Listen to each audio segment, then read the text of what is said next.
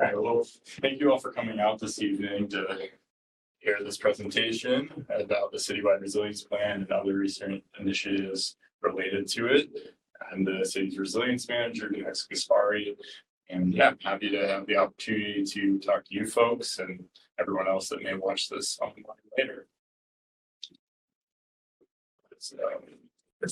Clicker is not working. Hold on one moment.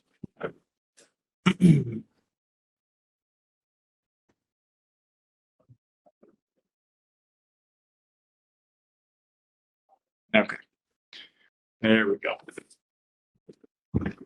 Sorry for that. All right, for tonight's talk, just a brief outline of what I'm going to cover. Kind of already mentioned some of the go into the resilience plan, sort of the purpose of that, why it was created for the city, and then talk more in depth about Community Power Initiative, which has been a major program that's come out of that effort, and then dive into some of the other active projects that the Planning Community Development Department is engaged in. And I'm kind of leading in my role for the city. And then there'll be plenty of times, for questions and any discussion we want to have after. So getting into the purpose of the resilience plan, and I apologize, the screen sharing thing is in the way. Overall, it was really meant to publicly establish a work plan for the city to equitably increase its resiliency across a variety of areas. And this came out of the city council having an objective for the city to create a plan like this.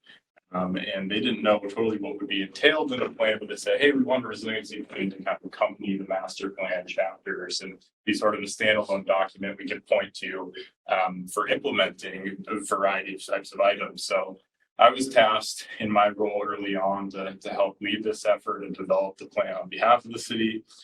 And I took an approach working with the various committees I support, which include the Energy Commission, Conservation Commission, Open Lands Committee, and a Forest Management Subcommittee. So it was a good mix of folks. And I looked to them for a variety of direction for this plan, and then certainly talked to other staff people and many people throughout the city through its development process. So with that, I relied on historical examples and recent progress to sort of set the stage as to why the city should be continuing to advance this type of work and the success we've had in the past. Really made sure that it was building upon existing relevant documents and not sort of regurgitating information that we've already shared previously. So there was a real emphasis on, again, advancement in different areas. And coming from a science background, and it's good practice anyway, there was a lot of focus on utilizing data to inform the recommendations that came out of the resilience plan. So much of it is linked to data either produced internally or externally by reputable sources. And of course, there's a lot of emphasis on linking the recommendations from this to the city council's goals to ensure that as the elected body representing the people of Dover, that this plan was very much aligned with their vision. So I'll start with just an outline, and then we'll go through some content examples and then some of the initiatives that have come out of it, as I mentioned previously. So the first section, and it's broken up into 4 sections. So the first section was really just an introduction, setting the mission statement for the resiliency plan, defining any key terms that may not be familiar to the general public, and then again highlighting those examples of the city's progress. There is a really neat project that coincided well with this effort. It's called the Path to Resilience. We had funding through the Piscataqua Regional Estuaries Partnership to do this Path to Resilience timeline, and a consultant worked with us to basically document major actions the city had taken over the past 10 years or so in a very easily digestible format. So that was pretty cool, and I was able to directly utilize that work to sort of set the stage for the rest of the plan. Section 2, diving into more of the community-based initiatives. Obviously, outreach is a major component of what we try to do in the Planning and Community Development Department. So there was a lot of emphasis placed on that.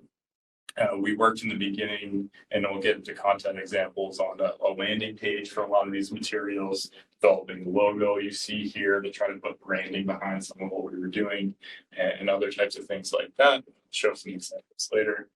The potential of Dover Community Power was a big one. That program obviously had not launched yet, so it was sort of laying out the pathway of how we could get towards a launch. Some new concepts for the city, something that hasn't been implemented to date, but there's a really interesting, and if we want to talk more about it later, we can, but concept called commercial properties as clean energy, which may be a good pathway for business owners in Dover to access funding to conduct, either efficiency or renewable energy generation projects themselves in a cost neutral and overall cash flow positive manner if it were to work out. And then, of course, other things outside of energy like resilient food systems, focusing on the Conservation Commission's goals of making sure we're preserving agricultural land. There's limited supply of that left, but obtaining food locally is an important part of community resiliency. Section 3, focusing more on municipal resiliency projects. So won't go through all of these, but sort of setting the stage with what does our municipal energy use look like now? What is that profile? Going through things like efforts we can take in terms of energy efficiency and conservation, but also things like, we all know this transition to electric vehicles is happening, it's coming, it's already here. So, can the city play a role in that? Should the city play a role in that? We have in a small way in the past. And I think we've implemented some really progressive and neat policies in terms of our site review regulations that have helped promote the growth of charging in the private sector, which I think is a nice thing for the city of Dover. But other topics also like forest and ecosystem management, and what are we doing in terms of our land conservation efforts? How can we better manage the forests that we currently have? Is there an opportunity for, controlled timber harvest to generate some revenue on behalf of the city? Things like that. EVSE. Yeah, sorry, I should explain that. Electric vehicle supply equipment, so commonly referred to as obviously your charging stations. That's the technical term the government likes to use for that. Section 4 was kind of wrapping things up again, making sure that it was very clearly related to council goals, summarizing next steps. And as you'll see in most master plan chapters, there is an implementation strategies section or an implementation table, and that's just a nice way for us to track how things are going over time. And I'll reference that a little bit later. So diving into some content that came out of this, right? So this is from that section 2. I had mentioned it previously, but if you haven't taken a look, the Resilient Dover portion of the city website, it's a nice place to go as a landing page for kind of updates on different programs and initiatives that are happening in this space. I worked with our outreach coordinator, Aaron Basagio, who's been a really valuable asset to the city to develop a series of what we call green tips. And they're just, informational flyers available in print and digitally that talk about things like composting or how do you navigate potentially installing solar on your house and what are some reputable sources to go to there, some resources for energy conservation in your home. And we hope to expand that out further. We're constantly actually replacing these in City Hall. So we know people are grabbing them as they go, which is great. And I've had the opportunity, you mentioned it earlier, but to participate in some of the Dover Downloaded podcasts, which has been a kind of a cool way to engage people in a different format. And another example here just comes from when we were going through the authorization process for community power. The Energy Commission Chair, Bill Baber, and I had worked with media services on a what is community power video, so that we could kind of explain it to folks. And I think that was successful. We streamed it on channel 22 for a while. It was available on our website, and some people took advantage of it. They had questions. Certainly I talked to a lot of people and probably 10 public meetings throughout this planning process as well, but that was just another resource we had. So I like this figure because I think it's really interesting and something I hadn't seen before I plotted it out. But this is just a content example from the overview of the municipal energy use section. And it's plotting New Hampshire natural gas delivery rate in dollars per thousand cubic feet as a function of calendar month going back from 2016. And this stopped because of when the plant was finished, late into 2022. But the reason I included this is because you can think of resiliency in a variety of different ways. But in this case, right, you see these seasonal trends in cost very, kind of equivalent across many years, right? And then Russia invades Ukraine, right, causing a major escalation in the Russo-Ukrainian war. And the spike in that natural gas delivery rate was felt by everyone that lived here, not just for gas prices, but because 45 to 50% of our ISO New England grid comes from natural gas fired plants. The electricity that you're getting, it caused a major spike in electric rates. And you probably remember when they were peaking through Eversource, we were talking like over 20 cents. And that's directly related to what was going on here. So the point being that if we take energy generation into our own hands, we're able to expand local solar, offer new programs, think about more electrification, because we can insulate ourselves as a community from global events having a real impact on energy costs that citizens of Dover are experiencing. So I think that's a nice way to kind of show that, there's economic benefit to doing some of this, not just sort of the environmental benefit. This was another example from showing energy efficiency and conservation. And this was data from the US Department of Energy for New Hampshire. And I simply just ranked improvement categories for single family homes by estimated annual household savings. And I'm guessing this actually probably increased with costs going up, but as you can see, not too surprising, but the top three are all enclosure based. So obviously in New Hampshire, weatherization is a huge component to making sure that you're conserving energy and you're using it in a good way. And it can lead to some real economic benefit over time. So that was kind of a nice resource. And then we talked about EVSE, electric vehicle supply equipment expansion, built out some site characteristic tables for different locations around Dover. And through discussions with the Energy Commission, where we're at with this now is we're thinking, well, the city owns and operates a number of stations. We're seeing these kind of pop up naturally in the private sector as part of developments anyway. Maybe there's an opportunity to designate some city spaces and work, competitively with a charging company or to lease those out and have the charging company own and operate them. And then you still have that community benefit, but then it's not placing the responsibility on Dover to maintain these over time and set rates and sort of everything that's involved. So maybe we let the experts handle it, but there's still that commodity that people can take advantage of. And that, community-based charging is nice for businesses as well, because you may draw people in to downtown to spend money while they're charging their vehicle or going out to eat, whatever they're doing. So something that's potentially in the works quite yet.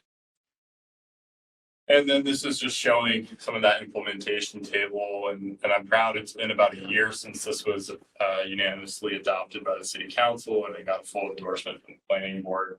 And we made some good progress. So about 18 of 32 of the action items you'll find in this are either in progress or have been completed in about a year's time. So we are taking it seriously. The new city council just came out with their goals for the next 2 years. And number 3 is our city is resilient, and under that is continuing to implement these. So the council is taking it quite seriously, and they're very supportive, which is great.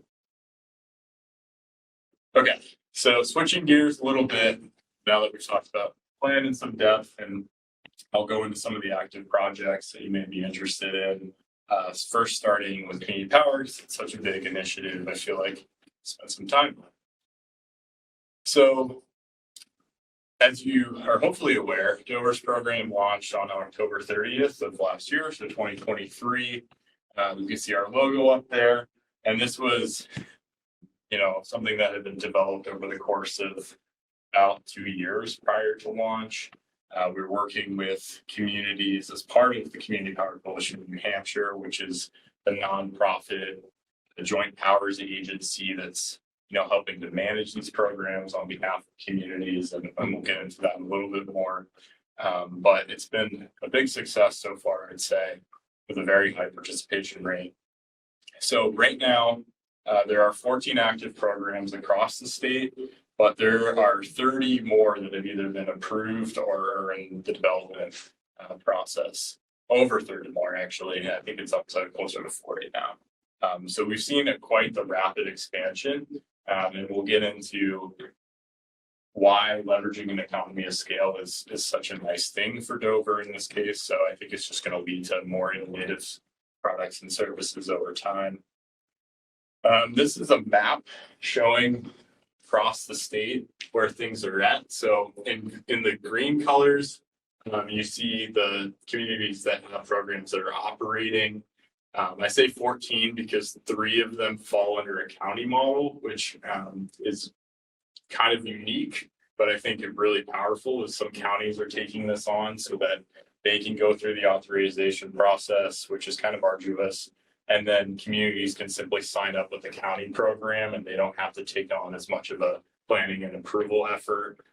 They still need a vote from their, body, but it's just not as much work on behalf of an individual community, which is cool.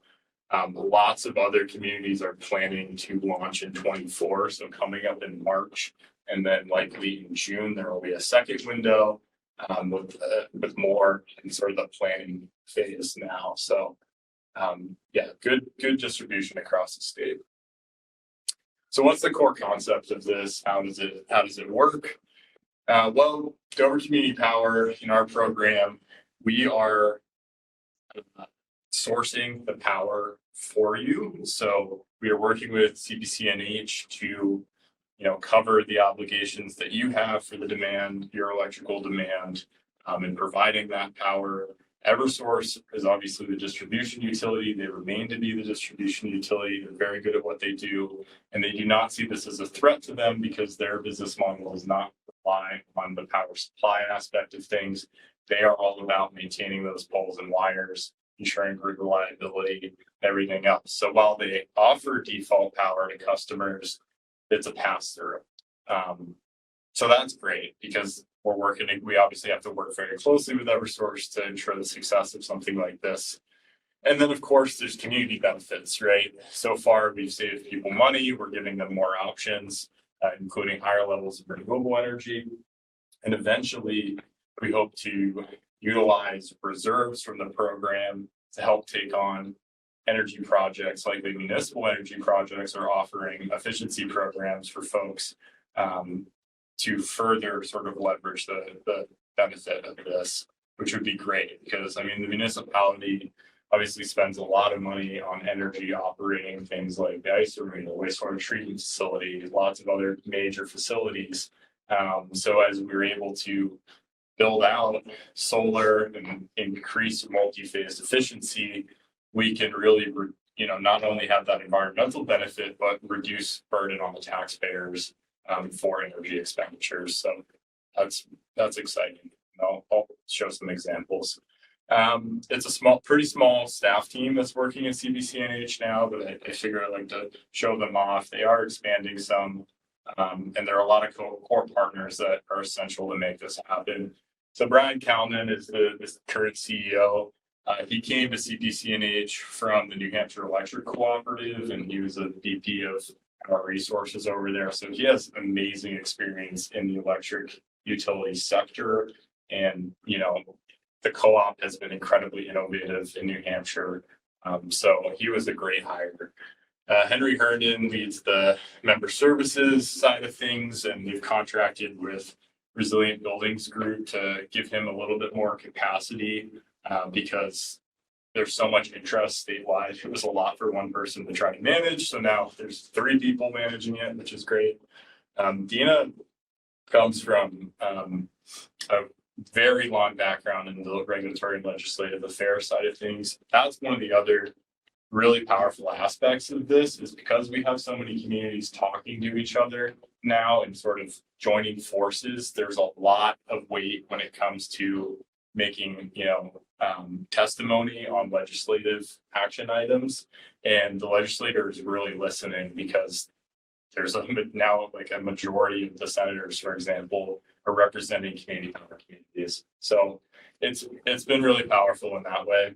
And then we have a director of administration trying to just help keep things running smoothly. So in terms of the partners, there's a lot, and that's very necessary. I mean, this is, we're expecting to deliver like a terawatt of energy through CPCNH soon. So we're talking like a lot of electricity, and it takes a lot of people to make that happen. So Calpine Energy Solutions is the company that has had a lot of success running CPAs across the country. And they provide the retail customer services. So they're doing like all the utility data management, handling the billing on behalf of programs, notifications. And then Ascend Analytics are all the energy nerds like myself that are actually going out and procuring the power on behalf of the programs. And they're dealing with ISO New England market operations, things like that. So they use very advanced modeling. They look at optimal times to buy electricity. In this last period, they actually bought it on the least cost day of that entire like 6-month window. So that was a little bit lucky, but they do a very good job. And that leads to, very competitive rates in programs like Dover Community Power.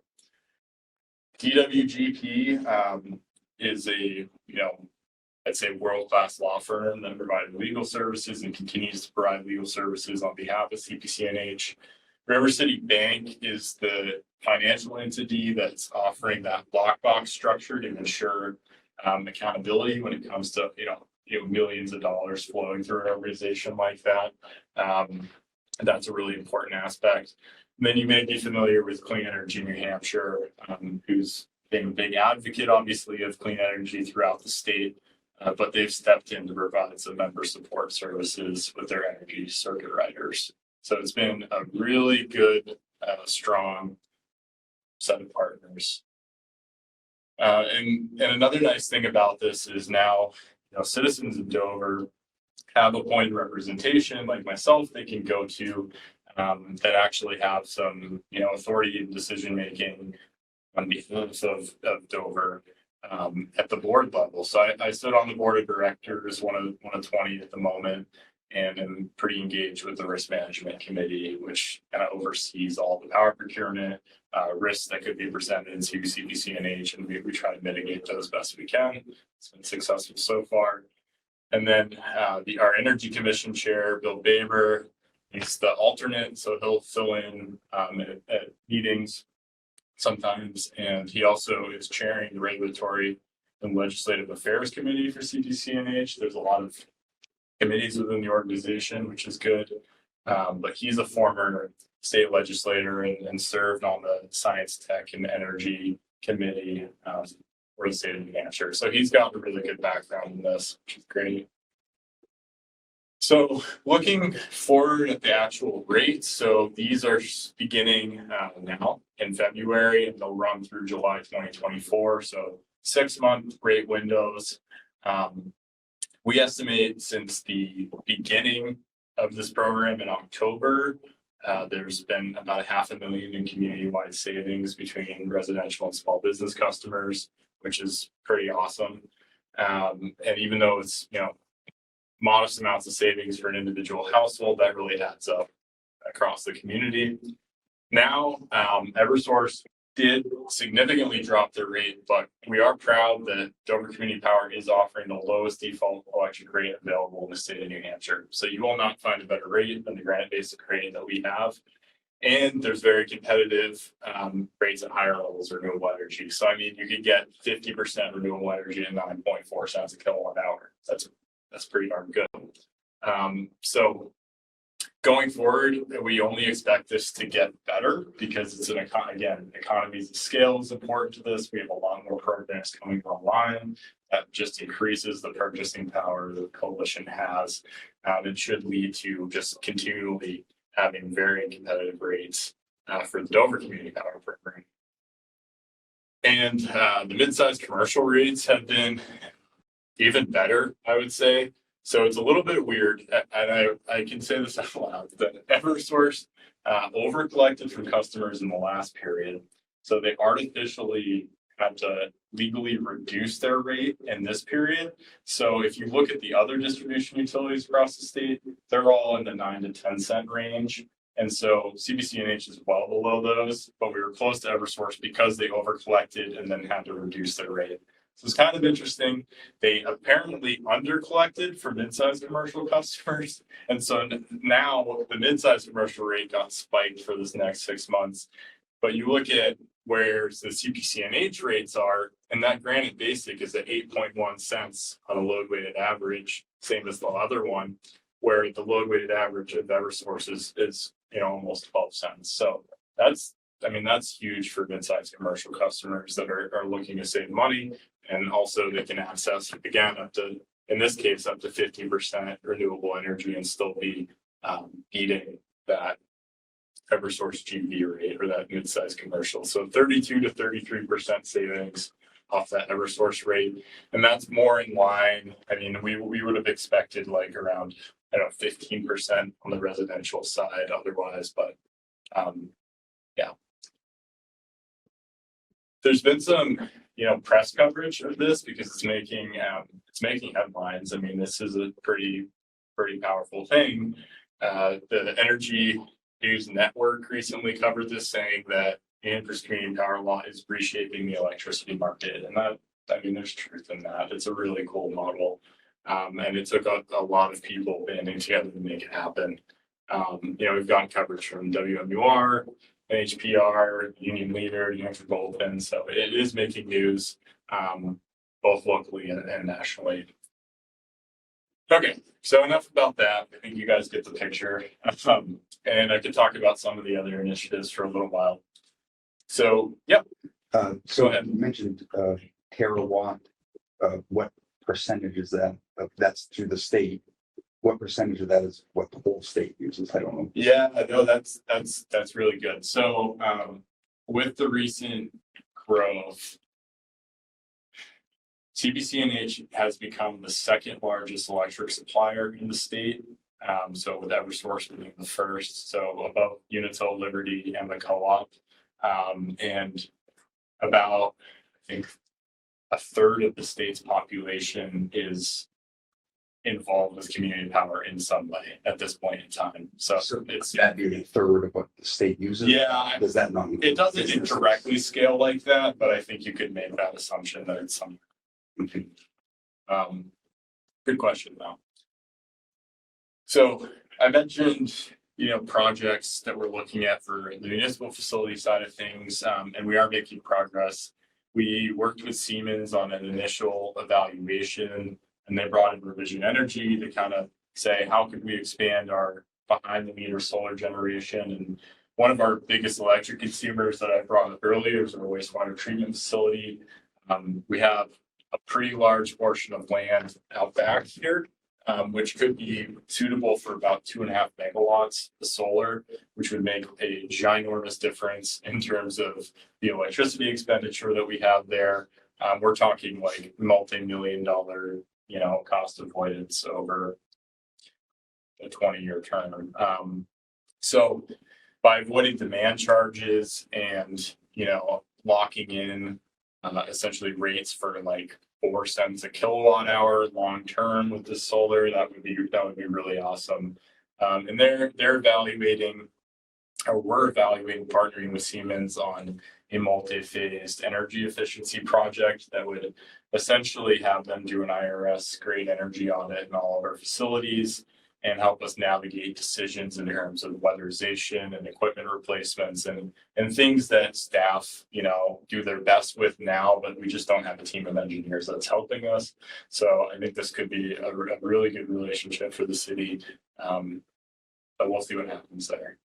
Where is this located in the town? Yeah, so this is off of Middle Road, which is kind of going out towards Dover Point. I don't know if you know where like St. Thomas High School is. So, But yeah, it's along the river. Okay. Yep. Yep, and they do a really great job.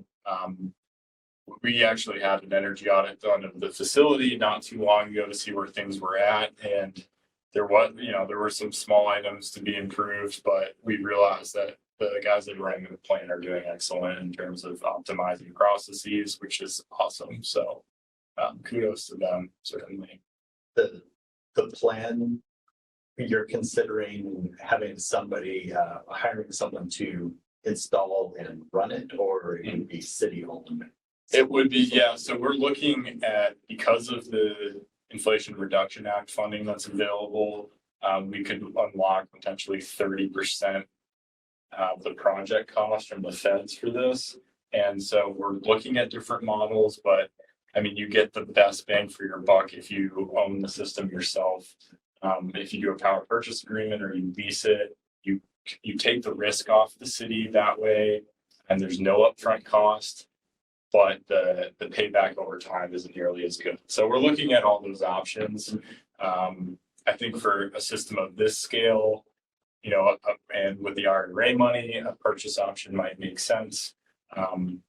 So, well, to be determined. But You mentioned equipment replacement. How long does a solar panel last these days? well, most are guaranteed for at least 25 years, but these systems can last for 40 years. You do get about, they say about 0.5% degradation year over year in terms of performance.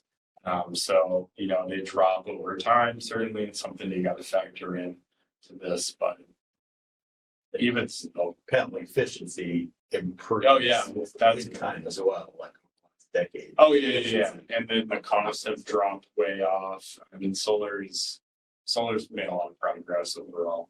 Yep. So this is switching gears a little bit, but I was going to talk about some of our land conservation efforts. We've talked a lot about energy, right? So this is obviously an important piece of the puzzle. And if you think about, global climate change, yeah, CO2 emissions are a component of that, but our water cycle, our weather patterns dictate a lot of the heat energy that happens across the globe, and having healthy ecosystems and forests are a huge component of regulating that. So this is, in my mind, just as important as all the energy work we're doing. I'm really happy about this project. We worked with the Ecolas to preserve, granted, we're totally kind of pockets at this point in Dover, but to preserve 11.19 acres of their property off of County Farm Crossroad. We actually just closed on this January 30th. So it takes a while because you gotta, bring in surveyors, and sometimes you gotta do appraisals and get approvals and this. Yeah, so it takes time, but really happy to finally close off on this one. Because it was a donation, they generally donated their development rights. The cost of the city was pretty low. We paid for a survey on their behalf because it was a donated project, but we didn't actually purchase those development rights. So this has some good conservation features. It's actually abutting an existing easement that's around 40 or so acres. So extending that protected corridor that's out on County Farm Crossroad. It was close to Blackwater Brook, which is an important aquatic resource in Dover. And it has some of the highest ranked wildlife habitat in New Hampshire, according to the state's wildlife action plan, and some good quality soil. So just a really positive experience overall. It was actually earlier this afternoon, Nancy Cola came out of City Hall. We got the mayor there. We gave her a little certificate, some flowers. It was a great celebration of this achievement. So she was thrilled, and we are too. And the Open Lands Committee, I should say, and Anna Boudreau, the chair, has been doing this work for about 20 years. They were formed in 2000, and they worked on probably 100 conservation easements over that time. So this is my first one that I felt close on, but it's probably her 100th. So she brings a wealth of experience to all of this stuff. This is not a donated project, and you can see how quickly costs will rise. So in this case, the appraisal came back and said, it was actually over 600,000. We said there was no way we could agree to that, but we came to an agreement at 556,000, which is like, wow, the purchase development rights. That's what it's costing in some places in Dover. This all, I should say, the money for this work comes from the conservation fund, and that is not a direct general fund linked thing. The way the conservation fund gets money is when folks have land in current use, so they get taxed at a lower rate. If they pull that land out of current use, you're given a land use change tax because you're going to develop it or whatever you're going to do. So that tax goes into this fund. And then also the city has a transfer development rights program, which has allowed developers to build at higher density because we have a housing crisis. But when they do that, the purchase of those additional units provides a cash flow stream for us to do land protection work elsewhere. So it's kind of a cool model that I think has worked fairly well overall. But anyway, this one, a little bit smaller, 9.52 acres. But the reason this is so powerful is it's really close to the Bellamy River, and it's surrounded by conservation land on like all sides. So these three parcels there are all conserved either by the city or Fish and Game. And it's close to the Bellamy River Wildlife Management Area, if you're familiar with that. So this one may be a little more tricky because we'll need to get a mortgage subordination to move forward, and that can have some obstacles. So we'll see what happens, but we're doing our best, and the stock powers have been good to work with. And then the last one I'm going to bring up sort of in this category is the Lombard project that we're working on. This is 10.29 acres, a pretty fair appraised value came back from that one, 175,000. And that's all based off of what they do with those appraisers is they say, what's the value of the land before the conservation easement were to go in place? What's the value after? And that difference, like of the development potential and the conservation easement, is basically what it costs to purchase those development rights. So that's how we get to that number, and you have to have a certified appraiser do that. This one, Blackwater Brook, actually goes through the property, which you can see down here, which is kind of cool. So that's a nice feature. Again, surrounded by existing conservation land. There's a large easement on this property, and the city owns that field there for wellhead protection reasons. So again, a nice opportunity to kind of fill in that puzzle piece in the north end of Dover. And it has some of the other features I mentioned below. So this one a little bit, I guess, earlier on in the process, but we're working on a survey and drafting the deed, and we'll hopefully close that out maybe in 24. So that'd be nice. What streets are we looking at here? Yeah, so this is off of Blackwater Road, which a lot of people aren't familiar with that. It's kind of in the corner of Somersworth, Rochester, and Dover. So where the Tri-Cities meet together.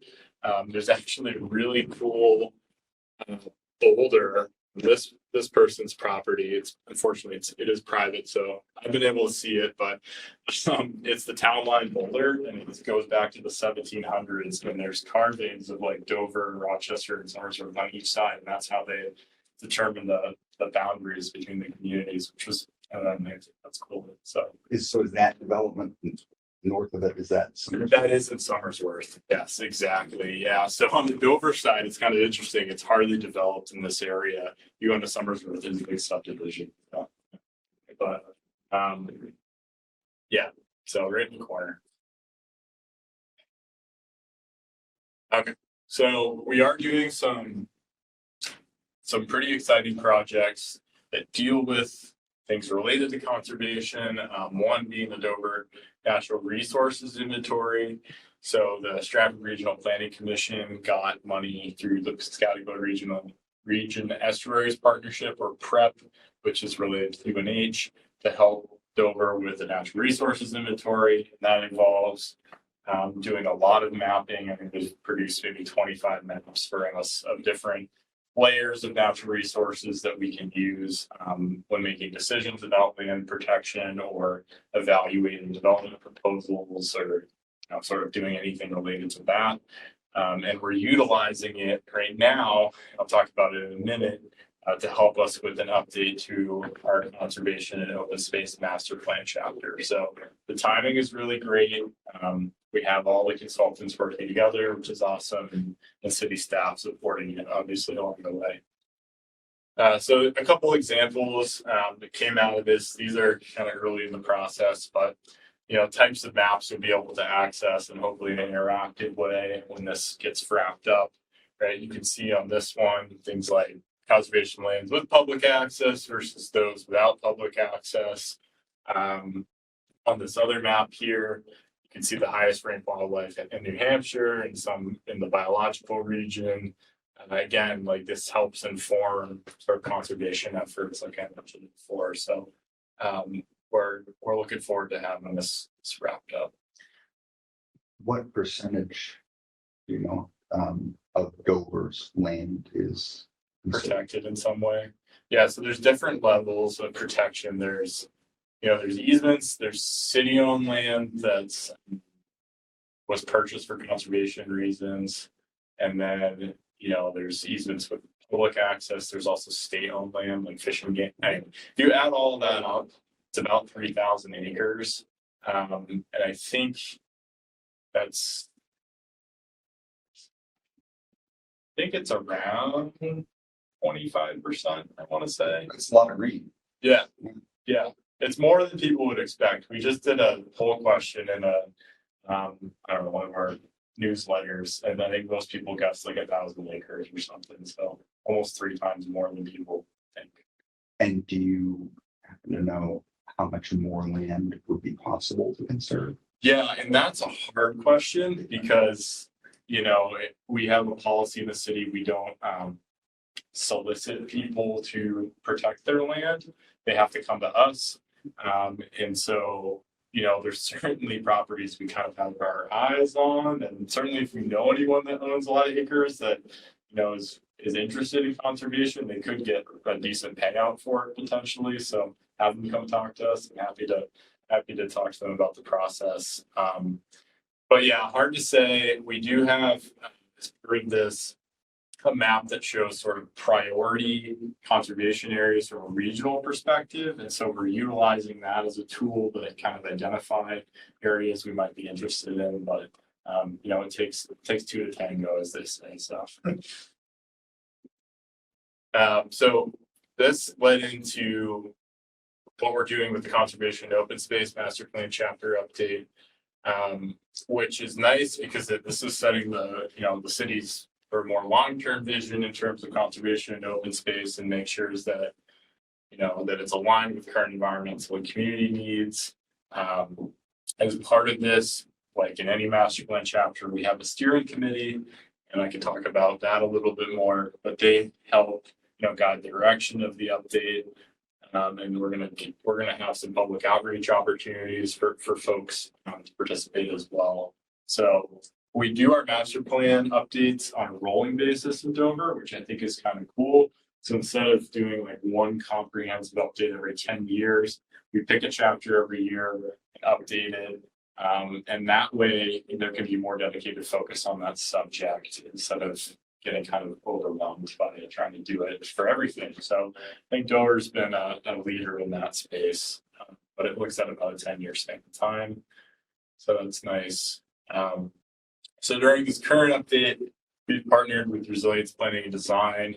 They're a great planning consulting firm out of Plymouth, New Hampshire, who's done some good work for us in the past. So they're helping facilitate this process.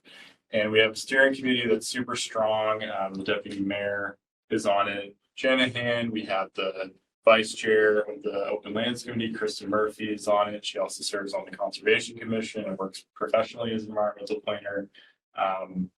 We have Russ Warnock is on it. He's on our forest management subcommittee. He's also a certified arborist. Who else? Oh, we have, the prior for about 10 years Conservation Commission chair is serving that has some good knowledge of when this was updated the last time. So it's a really awesome mix of folks. So I'm super excited about working with them throughout this. And then this will just give you a sense of sort of the timeline for this update. So we just started really the process now, and a lot of that data from the NRI work is being transferred over to our P&D for their analysis. And we expect this to be, wrapped up and have a public hearing for it by the end of the summer in August. So but be on the lookout, I guess, for opportunities to engage if you're interested. That's it. That's what I got. So thanks for coming. Happy to talk more about any of this. Yeah. Yeah, you're welcome. Risks. So it just occurred to me, the city council plays a big role, and obviously, one risk might be a wave of somebody or persons get on the city council who are either misinformed or oblivious to Sure. the value of this. Is there any education to council members when they Yeah. join council and say, here's our resiliency projects and here's why they have value to your constituents? Sure. Yeah, that's a great question. So new counselors do go through orientation process. I've been able to, in this case, we have a couple new counselors. I've been able to meet with both of them and talk to them about what's going on. You're right. Things can change, and any new council can certainly undo actions of an old council, right? Right. But I've been fortunate to have the city manager designate some opportunities for me in the past to come to council workshops and give them updates on this type of work, talk about the value of it, gain support from them in the space. And I'm optimistic because like I said, at least looking out on the 2-year time horizon, they've identified this as being like their third priority of their goals. So that's good. And, things can change, but I think when there's people that are sort of arguing against, if they say they don't buy into or the environmental benefits or the global climate change or something like that, there's enough of a compelling cost savings argument, economic argument. I'd be able to hold on to that and talk about local ecological benefits and air quality, things that are a little bit more tangible. And that seems to be successful. So just keep on with that.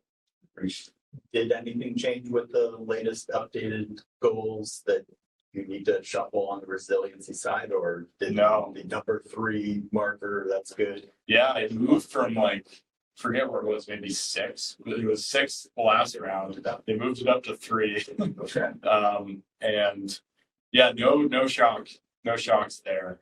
They seem to be upholding what they wanted the last time around, and they've added some things that are interesting this time. Yeah, I'm very pleased with sort of their direction.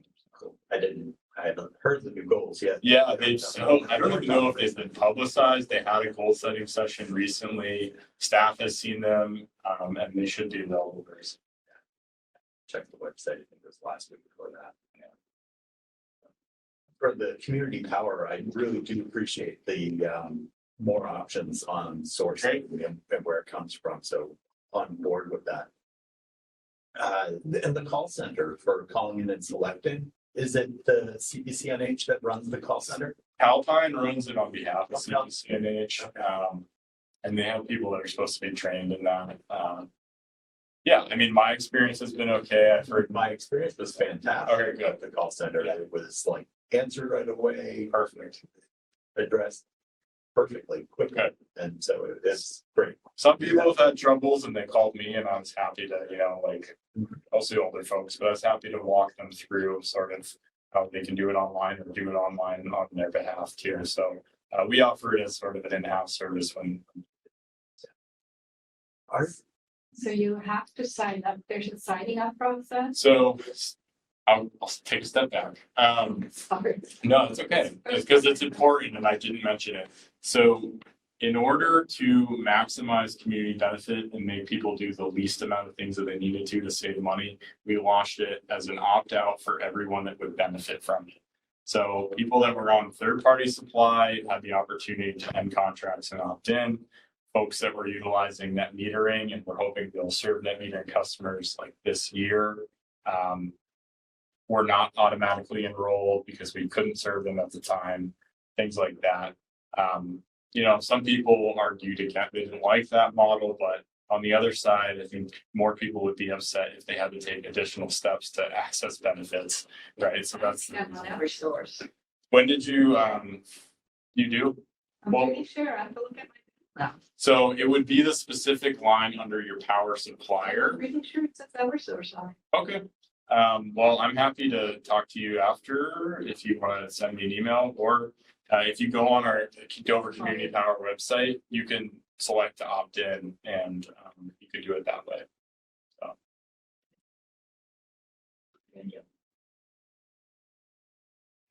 If you could have done something differently, if you had been here 5 years ago, what would you have done? Or is there anything that you can point to and say, boy, they dropped the ball, or they didn't even know, I mean, they just didn't know about Yeah. this opportunity, or when they had the opportunity to do this, it really would have paid dividends if they'd done it that much earlier. Not regarding everything. Yeah. No, I mean, it's hard to say, and I don't want to point fingers, and I think people have done the best that they can, but they didn't have someone on the staff side that was focused on energy, for example, at all.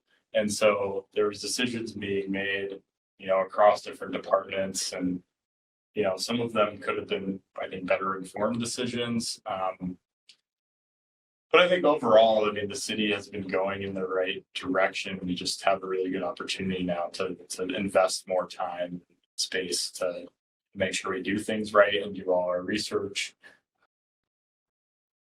It's hard because the landscape has changed with solar a lot, right? Like looking back. It's what we know now. Right, exactly. Could those projects have been done a little bit better potentially, but it's. Do you think, being optimistic, do you think we're in a better spot because solar's prices have come down so much? It's easier to sell because the efficiency may have Yes. improved. So if we're going to be optimistic, we'll say that we're in a good time to be Yes, looking to send. absolutely. I think it's so important and I've tried to stress.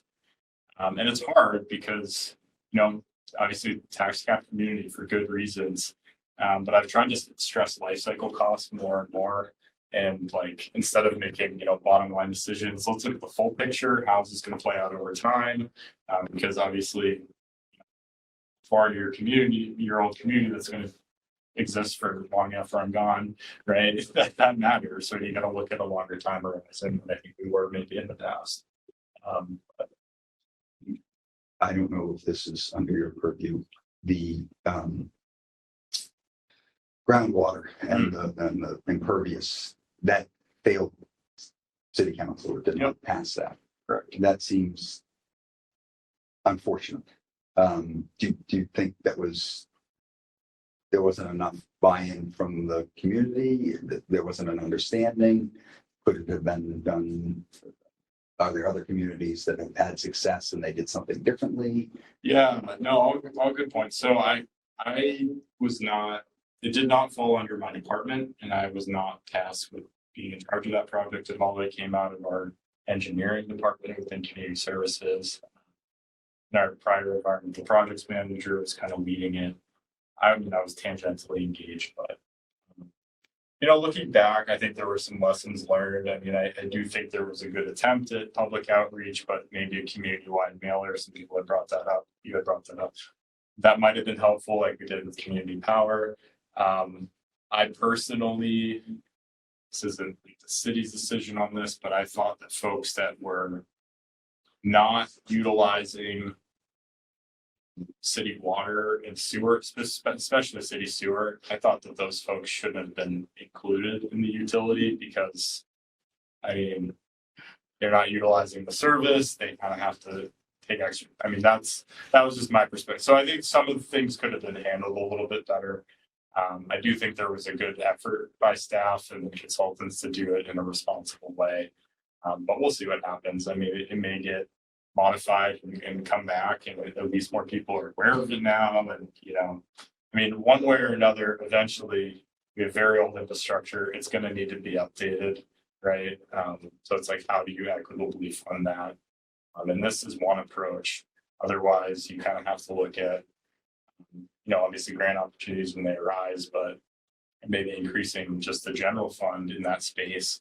But then people that are, everyone's paying the same, and people that are contributing to the problem more aren't taking that weight. But when you look at newer developments, they all have really advanced stormwater management systems too, right? And so there's a lot of developers that were kind of pissed off because they're like, well, we put in all this money and effort into, designing and installing an advanced system that you asked us to design and install.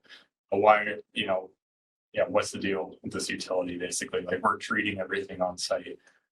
So yeah, I don't know if that gives you a good sense, but Thank you. yeah. If you could choose, what would your favorite new thing to address, or new thing that some other community is doing that you think would really would benefit, have a low hanging fruit that would? Yeah, expanding and helping our urban street tree network is something that could have a really nice, cross-functional benefit. And we're dealing with 30 plus ash trees downtown that have basically been killed by emerald ash borer, and they're going to need to be replaced one way or another. When you got the slide of the water with the trees and the forest and talked about how important that is, what came to my mind was a picture that made it into the paper, unfortunately, of the 3rd Street project when they tore down the Asia restaurant. And it was kind of a rendering of it, and it had no trees in front. Yeah. And it was like, this is awesome. Yeah. But it was just a poor rendering, and it talked about it, and it was, I approached Donna Benton and said, what's going on? And she said, yeah, that was misrepresented totally. And they actually talked about the trees, and she said, no, it's because it's part of a bigger project. She never just told me that, but No, I mean, it is. there are plans that would work in that space. Yeah, and that's something the forest management subcommittee is focused on. I actually wrote a proposal and got some match funding from UNH to host a urban forestry fellow this summer. A student that could just dedicate more time to this exact issue for low cost. So yeah, I'm excited about, urban street trees are so nice for communities, right? So I'm excited about making a difference. This last June, we did install 9 new trees, which was just like, we're trying to do 10 a year is kind of the goal right now. So, see what happens. Besides individual property owners putting up solar panels, Mhm. do you see other options for generating energy locally on a small scale basis, maybe even on a community basis, a distributed, more resilient power supply that is local? Yeah, so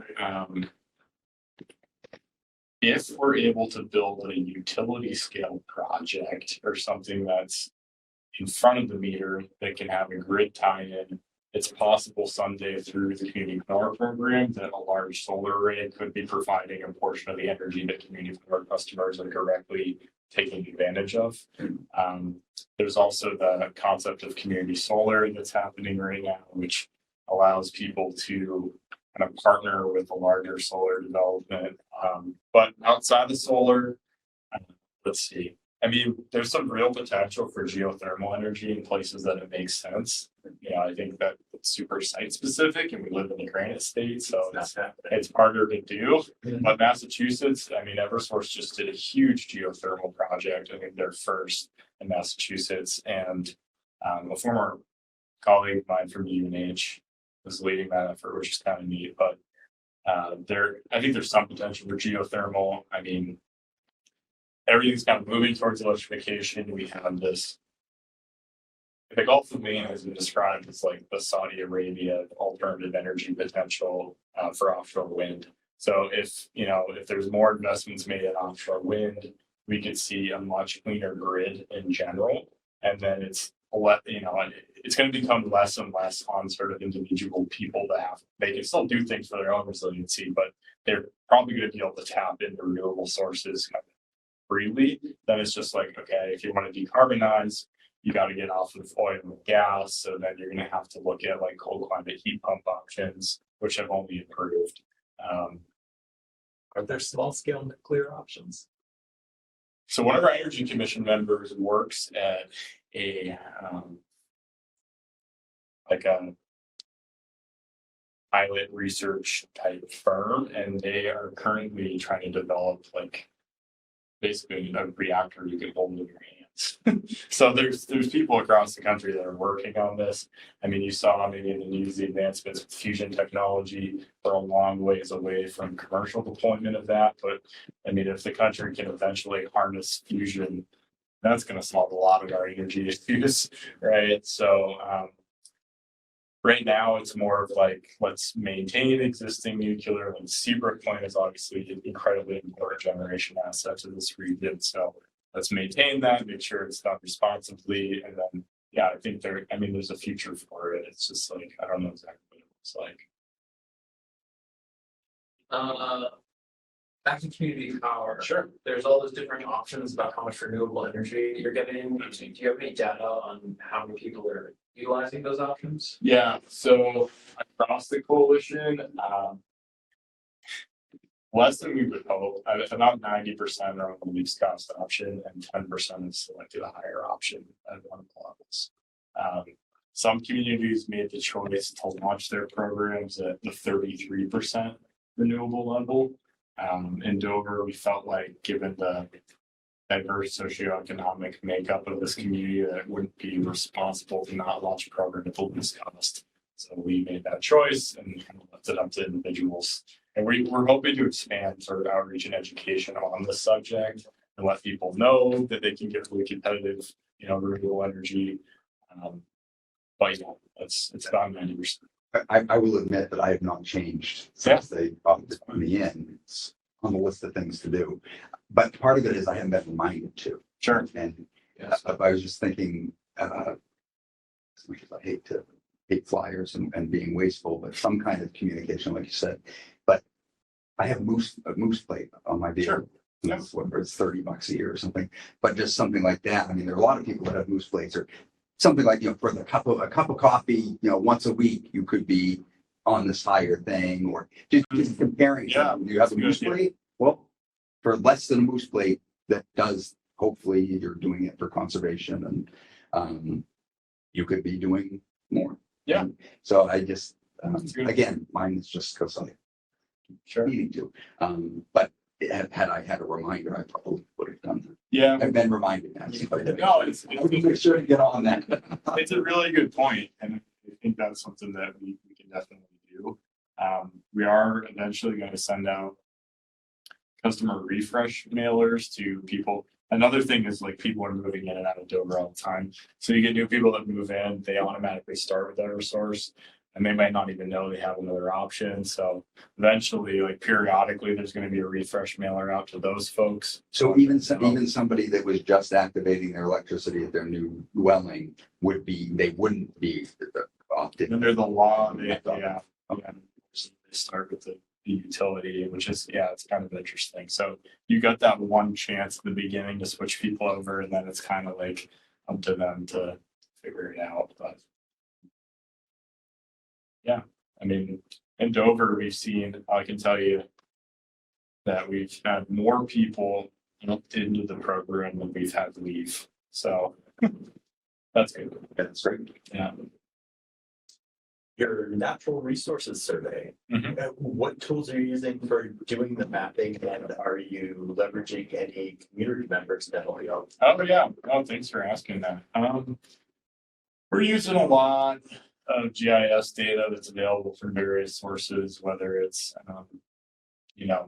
coming out of the New Hampshire Granite database, or coming from different plans that have developed statewide or regionally. So a lot of it is kind of metadata, so to speak, but as part of that, we are hiring a consultant to, at the Conservation Commission's discretion, do a more detailed study on the property and, you know, actually get boots on the ground and look at some cool features that way. So we're trying to leverage sort of both aspects. But certainly, if any of you are interested in getting out and seeing more of these properties, and we do an annual monitoring program through Open Lands Committee. We're not able to get to every property every year, but that is how we ensure that these properties are being held appropriately for their conservation features. So we'll go out and we'll do a field survey and, you know, document what we find and, you know, write a report, that type of thing. So we're always interested in having people get engaged in that effort.